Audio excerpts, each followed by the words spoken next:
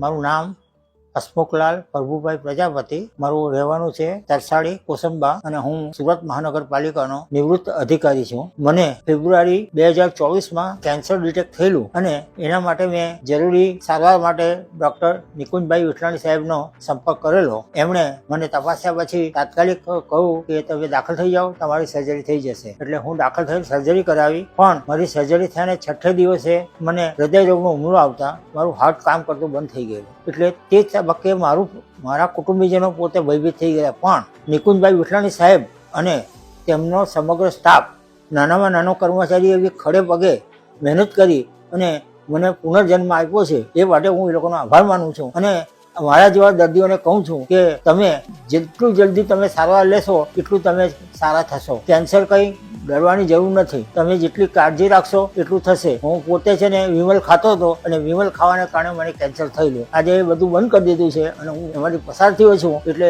જે કોઈ આવા કેસ હોય એને કહું છું કે ભાઈ તમે દૂર રહેજો. અને હું ફરી પાછો આ બેઝિલ ઓન્કોકેર હોસ્પિટલના તમામ સ્ટાફ અને ખાસ કરીને ડૉક્ટર નિકુંજભાઈ વિઠલાણી સાહેબ ખૂબ હૃદયપૂર્વક મારા તરફથી અને મારા પરિવાર તરફથી ખૂબ ખૂબ આભાર માનું છું. જય હિન્દ, જય ભારત.